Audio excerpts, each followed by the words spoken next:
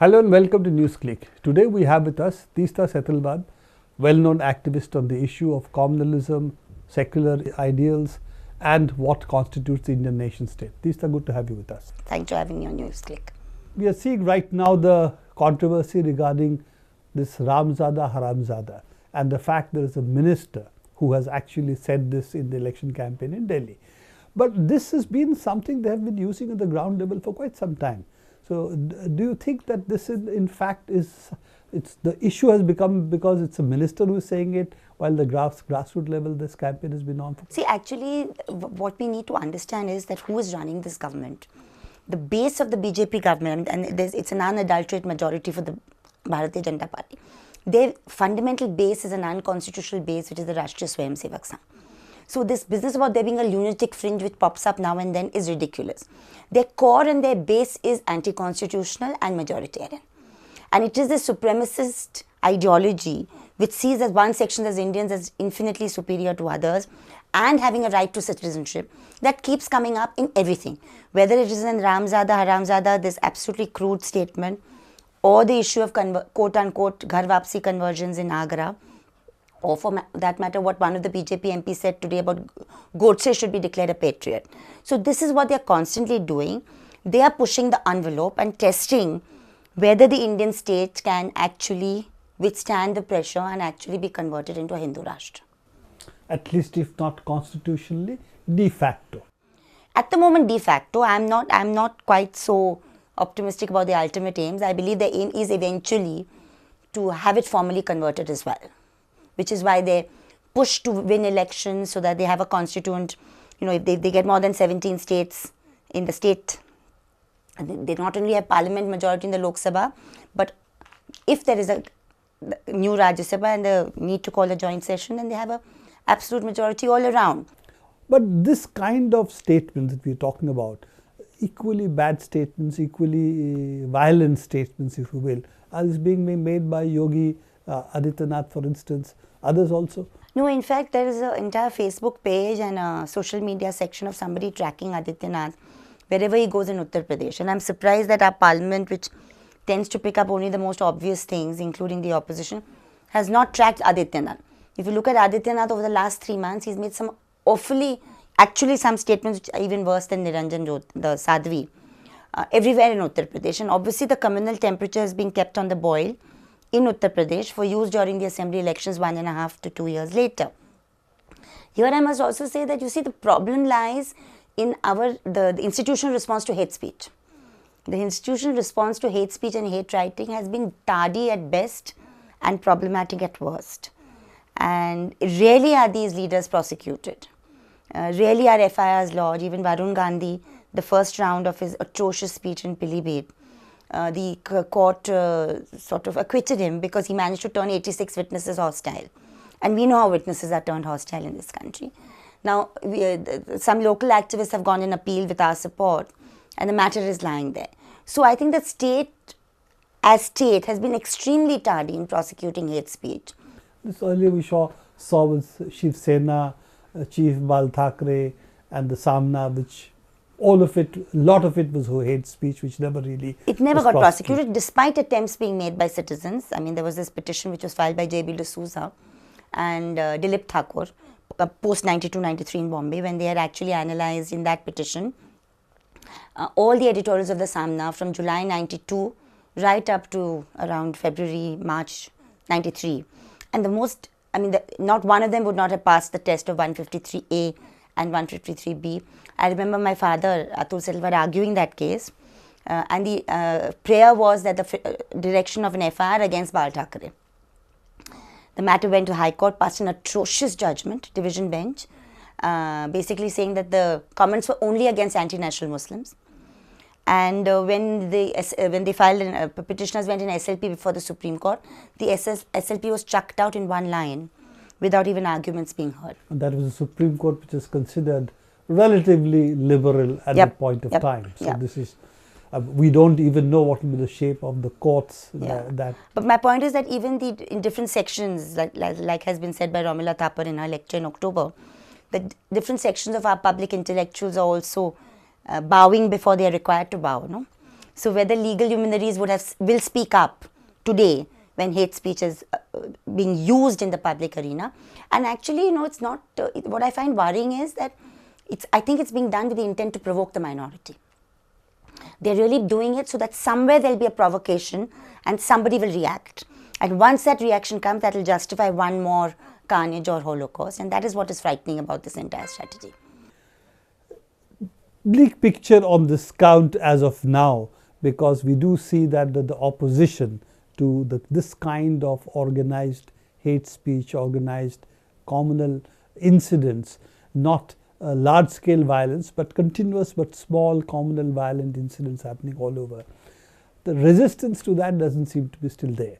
So what do you think the people who agree that we need an idea of India which is inclusive, which is secular, what do you think needs to be done for that? See, I think several things. One is at the level of political parties, and the other level of activists and political activists like us. I think one very important thing is that I think Parliament has been kept alive to this issue the last couple of weeks, and I think that's not insignificant. It's very easy to debunk political parties and the opposition, and I don't think that's really fair. Given the numbers at the moment, the fact that there's been an articulate opposition to both what the Sadhvi said and what happened on the conversion, Ghar Wapsi, absolutely criminal acts, and again today on the Godse, the comment on Godse being declared a patriot, I think shows that the opposition is not going to take things lying down. What needs to happen further is that the issues that the right wing is raising, like for instance, really trying to demonize the word secularism. I think the word secularism needs to be reclaimed for all that it is and how fundamental it is for this republic. And there I think the political parties need to go a little bit further than just protesting in Parliament. I think the alliances like we've seen in Bihar are quite important. I think this Samajwadi Jan Parishad, the emergence of the non-left, the socialist parties is also important.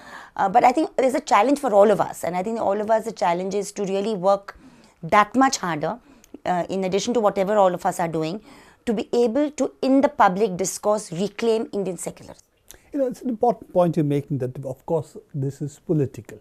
At the end of it, we are facing political forces that has to be met by politics.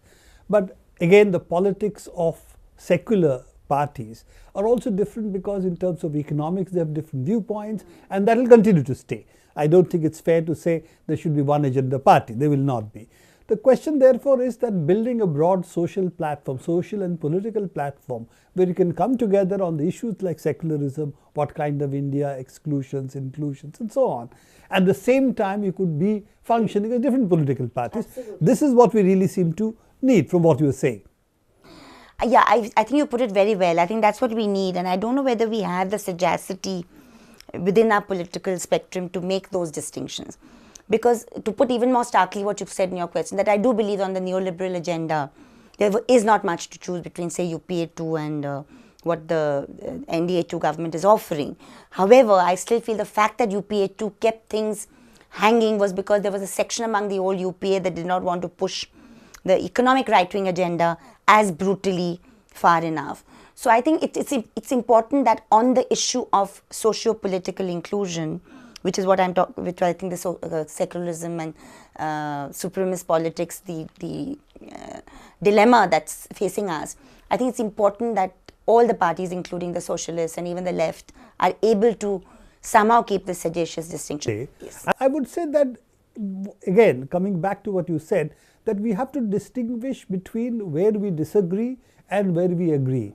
Work together when we agree, and disagree and not work on those issues and oppose each other, which is perfectly legitimate. But on the questions of the republic, particularly on secularism, we need to fight on this by bringing all sections who oppose this kind of nonsense together, whether in the parliament, outside, in different ways. But at the same time, elections always brings out competitive politics. Yeah. So how to keep competitive politics going, because you are a political party, and yet bring a broad platform of resistance on certain issues is really the challenge. Absolutely, and I think one very important thing which I think the debates of the last 2 weeks in Parliament have brought out is that if there is a reasonable articulation and opposition to this kind of extremely crude, hate-ridden politics, and even the politics of reconversion, which is not reconversion because it was not reconversion in the first place, it's actually forcible conversion through inducement, I think people might start listening, because, or even that ridiculous statement of, actually dangerous statement of the Foreign Affairs Minister saying that national book should be the Gita. Or what the Prime Minister does when he goes to Nepal and has a Rudra Abhishek which is worth 4 crores 9,60,000, and nobody's asking the question as to should the Prime Minister be doing this and who's paid the money. Now these are signs which are extremely worrying, because they actually raise questions about whether we are a secular democratic republic anymore or not. But if you're able to articulate the opposition with the depth of political experience that the opposition has, I mean, this opposition has contributed to the national movement. I mean, it is the carrier of this legacy in different forms, whether it is the communists, whether it is the socialists, whether it is the Congress, Indian National Congress. You look at the presidents of the Indian National Congress, they far go beyond the Gandhi family. So Indian National Congress is not the Gandhi family if you just look at the presidents of the Congress over the 150 years. So I think we need to be looking at the de-demonizing of the secular politics, which has been the singular task of the right wing, in which they've succeeded by trying to demonize the word secularism, demonize the word Marxism, left wing come to our historians, all sorts of, and I think it's been very consciously and deliberately done. So I think we need to understand that we need to reclaim this space, and in that sense the media space as well. Thank you very much, Teesta. We will be talking to you on such issues, and I'm sure that this government will give us enough opportunity to keep this discussion going. Thank you so much. Thanks, Tomat.